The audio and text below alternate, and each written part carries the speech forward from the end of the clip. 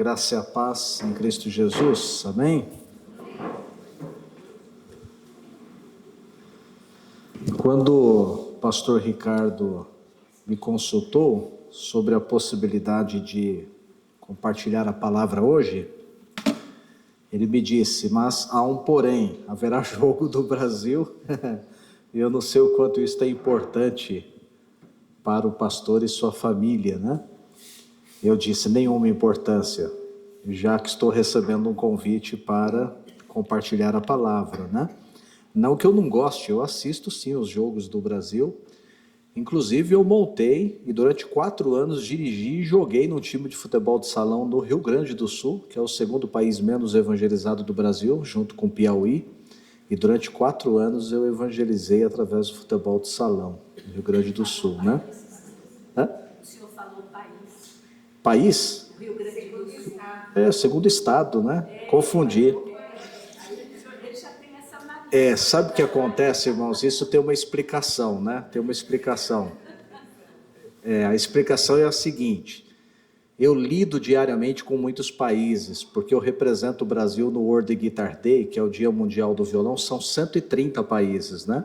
Então, geralmente eu tomo café na França, almoço na Ucrânia, janto na Grécia e viro à noite Portugal, por exemplo, né? Por conta desses projetos que a gente está envolvido. E é muito comum eu falar de países, né? Mas então lá nós dirigimos esse projeto. Então, quando o pastor Ricardo me consultou, eu acho que saiu mais um gol, né? Pelo barulho, 3-0, né? Muito bem, parabéns Brasil, né? Quando o pastor Ricardo me consultou, eu me lembrei do Cântico de Davi registrado em Salmos 122, 1. É um versículo bem conhecido. Alegrei-me quando me disseram, vamos à casa do Senhor. Como é bom, irmãos, estar na casa do Senhor. O salmista, ele diz assim, ó Senhor dos exércitos, este já é o Salmo 84, né? Ó Senhor dos exércitos, como os teus tabernáculos são amáveis. Minha alma suspira e desfalece pelos átrios do Senhor. Meu coração e meu corpo clamam pelo Deus vivo. Junto aos teus altares, até o pardal encontrou casa, e a andorinha, ninho para uma canção muito linda, não é, Paute, né? O pardal encontrou casa, a andorinha ninho para si. Eu encontrei teus altares, Senhor, Rei meu e Deus meu. Coisa linda essa música, né?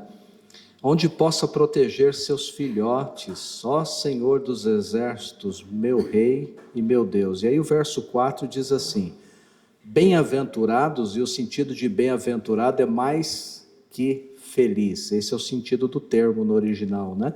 Bem-aventurados que habitam em tua casa, louvam-te continuamente. Pensando, irmãos, nesta colocação que o pastor Ricardo fez, se eu poderia estar, e imediatamente lembrei do cântico de Davi, alegrei-me quando me disseram, vamos à casa do Senhor. Eu quero dar aqui alguns destaques, especialmente relacionados à minha experiência com a casa do Senhor. Eu nasci no bairro de Vila Formosa, com 3 anos de idade, a minha família se mudou para o bairro do Jardim Iva.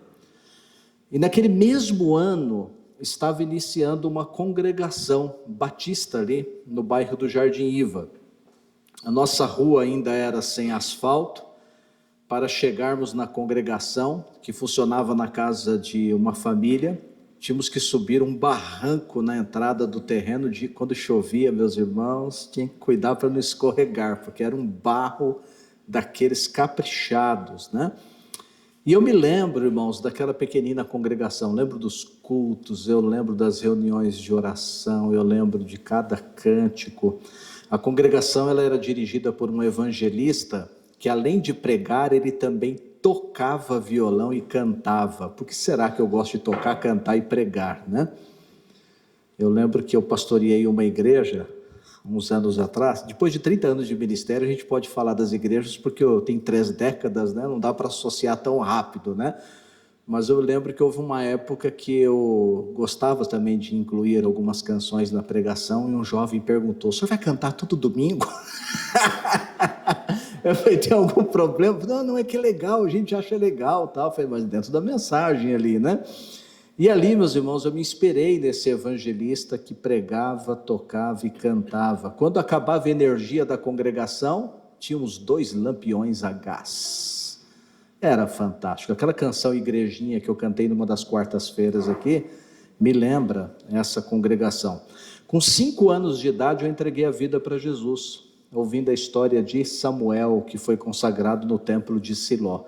Eu também queria morar no templo e cuidar das coisas que Samuel cuidava no templo. Aliás, a minha mãe fazia parte da equipe de limpeza, e eu ia com ela no dia que ela fazia a limpeza do templo, e eu ficava procurando no templo as coisas que eu via num livrinho que Samuel limpava no templo, mas isso associado ao Antigo Testamento, né? Porque eu também queria limpar aquelas coisas, eu não encontrava, evidentemente, não é?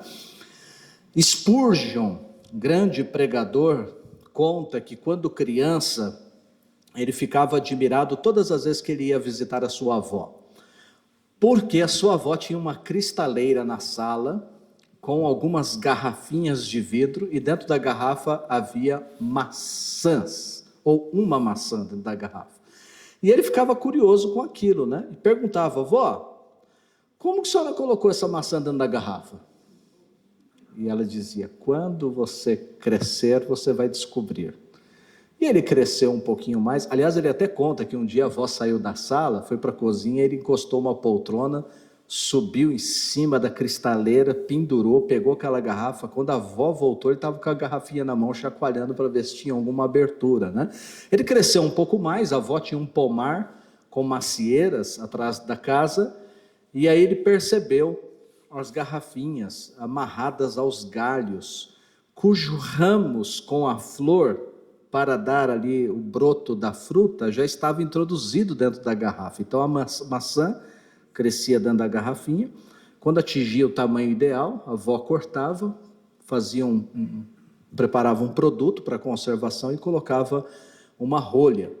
E aí, Charles Spurgeon, ele conclui essa experiência dizendo o seguinte: quanto antes introduzirmos as crianças no reino de Deus, melhor será que elas cresçam neste ambiente, porque assim como é difícil introduzir uma maçã dentro de uma garrafa, também não é fácil convencer um adulto de que ele precisa do reino de Deus. E Spurgeon, ele sendo considerado o príncipe dos pregadores, né, e com um testemunho muito lindo, ele dava uma atenção muito especial para o ministério de crianças. Quando eu fui acometido, irmãos, do meu acidente de queimaduras, que atingiu 65% do meu corpo, quando eu tinha 15 anos de idade, era véspera de Natal. Eu estava na UTI, desenganado pelos médicos, numa fração de segundos, ao recobrar a consciência, a primeira coisa que eu pensei foi na igreja.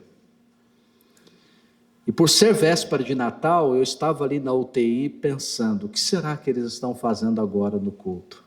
Será que o coral está se apresentando ou o grupo de teatro já encenou a história de Jesus? Quais serão os hinos de Natal que a igreja está cantando neste momento? E eu revivi, irmãos, esta experiência da minha UTI, não faz muito tempo, no que diz respeito à memória, né, da igreja orando, aqui mesmo num dos cultos nossos aqui de quarta-feira, quando a Aurora, a nossa netinha, estava internada. Eu me lembro que eu saí da UTI, lá do Hospital Universitário da USP, no Butantã, peguei o metrô, cheguei aqui para pregar naquela noite, e no final do culto o pastor Ricardo pediu que nós ficássemos em pé e levantássemos um clamor pela saúde e recuperação da Aurora. E terminada aquela oração, eu me despedi rápido, voltei para o metrô e fui para a UTI, mas já não voltei sozinho, os irmãos foram comigo, através daquela oração. E eu tive uma noite especial. Interessante que chegando na UTI daquele hospital, eu não tive sensação de que eu estava entrando na UTI. Eu tive a sensação que eu estava entrando no quarto da Aurora. Como é importante, né? Quando a igreja ora e quando a igreja ela unida compartilha os fardos uns com os outros. Atos capítulo 12, verso 5, enquanto Pedro estava na prisão, a igreja orava com insistência em seu favor. Estou dando um destaque aqui, né, da importância da igreja interceder quando os membros sofrem. Faz alguns anos eu li um relato de um cristão que havia sido preso por professar a sua fé em um país de maioria não cristã. Colocaram aquele cristão numa cela cuja temperatura durante a madrugada abaixava vários graus, abaixo de zero. Não lhe deram nenhum agasalho, muito menos um cobertor. Os guardas tinham certeza que ele não ia passar daquela noite. Mas por um milagre, irmãos, passaram-se semanas e ele continuava vivo. Depois de liberto, este irmão testemunhou que todas as noites ele sentia o seu corpo aquecido, e ele tinha certeza que este calor vinha das orações de seus irmãos que ele nem mesmo conhecia, de países distantes. Um missionário norte-americano chamado Loyal Bailey, com quem eu tive o privilégio de caminhar durante um tempo, estudei com ele sobre discipulado e ministério de pequenos grupos. Loyal Bailey testemunha que quando seus pais chegaram na África para pregar o evangelho, numa determinada noite na aldeia, o seu pai entrou na cabana para tomar banho, sem energia. No centro da cabana ficava aquela tina, aquela banheira de madeira. Enquanto ele estava tirando a roupa, ele escutou no escuro um som estranho, como de um animal. E aí ele se vestiu, saiu daquela cabana, chamou alguns aldeantes e se esforçou ali para imitar o som parecido daquilo que ele ouviu dentro da cabana. Aqueles aldeantes arregalaram os olhos e pegaram tochas e começaram a falar na língua deles ali, e foram todos correndo para a cabana, e ele junto, sem saber o que eles estavam falando. E aí quando entram na cabana, o missionário acaba pisando naquele animal, era uma cobra naja.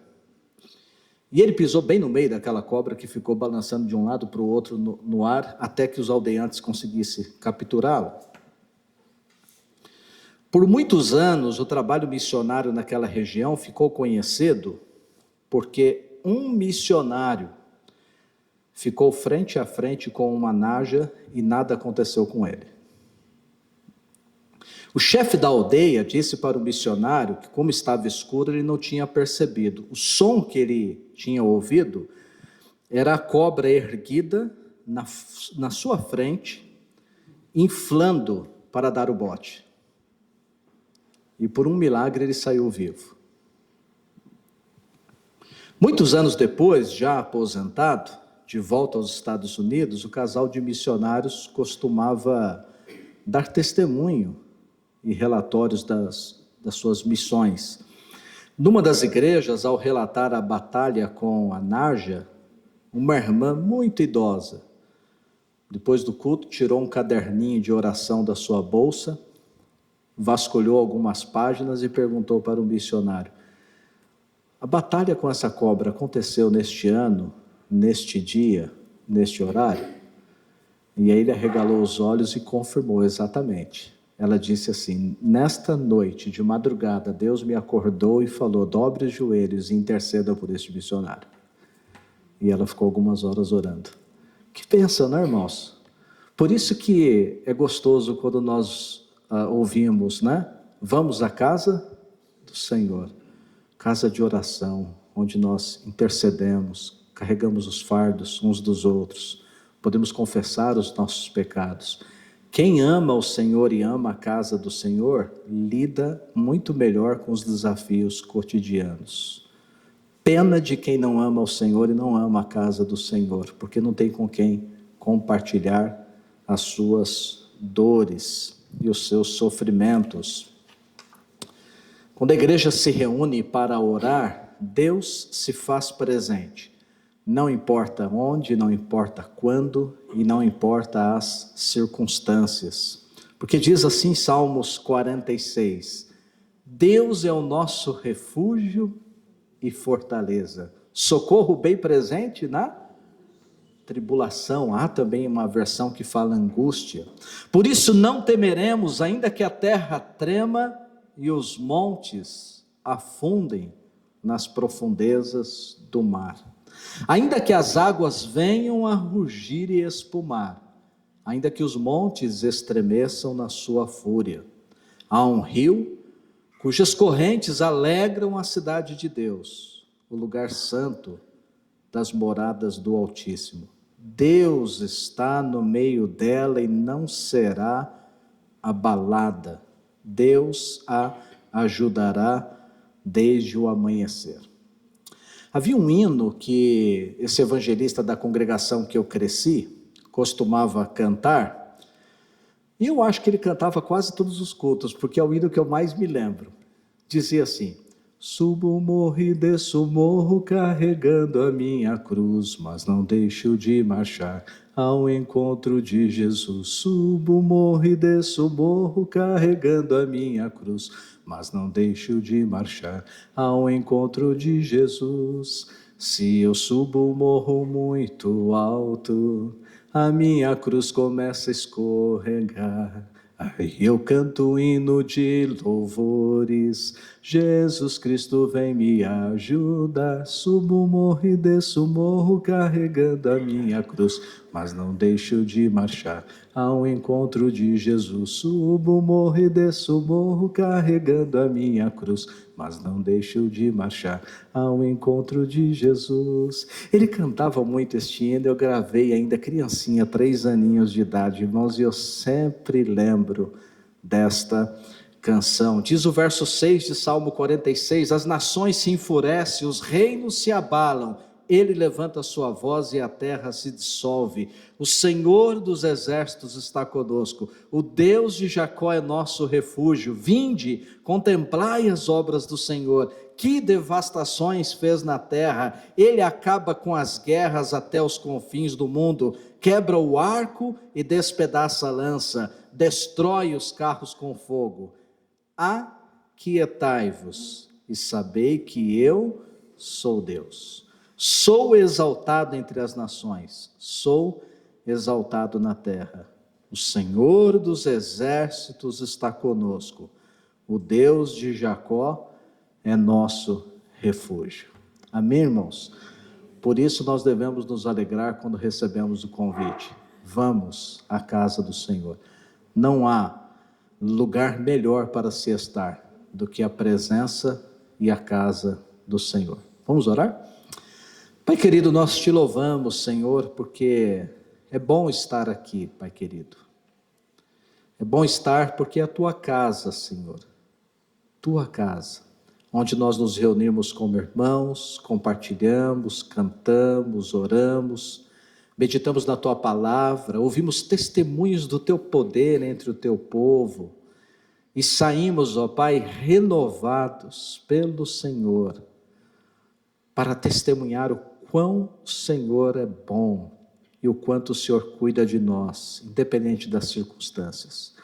Por isso, Pai, de um modo muito especial, eu te louvo e agradeço por este culto e peço, Senhor, se há algum irmão, alguma irmã que esteja com seu coração apreensivo por alguma razão, alguma preocupação, algo que possa estar trazendo algum incômodo e que espera no Senhor uma resposta, te pedimos, ó Pai, renova essa esperança, Pai, pois Tu és o nosso refúgio, Tu és o nosso socorro presente. Por isso aqui estamos, ó Pai, porque queremos receber do Senhor nesta noite o Teu cuidado, renovar a nossa esperança. Cuida, Pai querido, do meu coração, do coração dos meus irmãos, e que o Senhor seja engrandecido e louvado, ó Pai, por este culto que realizamos, e nos alegramos, porque estamos na casa do Senhor. Assim oramos em nome de Jesus. Amém.